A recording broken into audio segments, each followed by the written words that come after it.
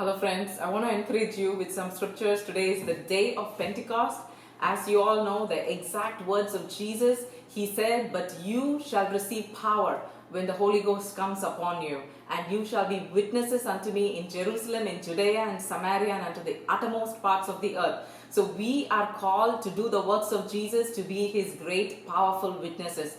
We see that same transformation happened in the life of his disciples when they were filled with the Spirit of God.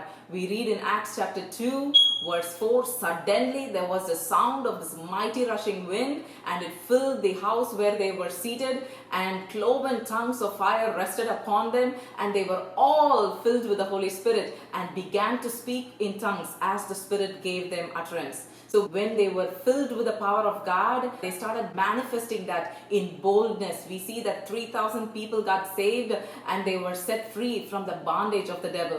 We also read that those who are led by the Spirit of God, they are the sons of God. So today, you and I, we need to allow ourselves to be led by the Spirit of God. He is the leader and we are the follower. Have you ever followed somebody on a highway? You have to really pay attention. You have to make sure that you are always looking at them, focusing on them, because if you get distracted, you might just miss them.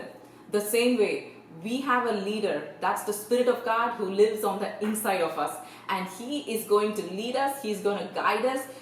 We read that the Spirit of God speaks to our spirit. He brings impression. Whatever the revelation is, it lands in our spirit man or the inner man, and our spirit then brings enlightenment or illumination to our soulish realm or to our mind. That's through that inward voice and the inward witness of the Holy Spirit in our own spirit. Amen. The voice of our spirit is our conscience, and that's why you have to keep your conscience clear.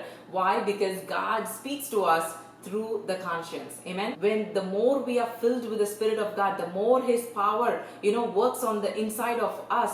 We are removed, or we are separated from the contamination of this world. We read that the world is in darkness and people in gross darkness. We see that every single day.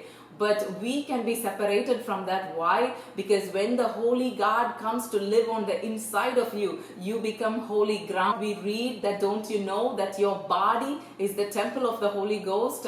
When this Holy Spirit, who is holy, comes to reside, to live, to have his permanent residence, his dwelling on the inside of you, then you become holy ground. So God gives you the ability to live a holy life, free from the contamination and the lust of this world. Amen.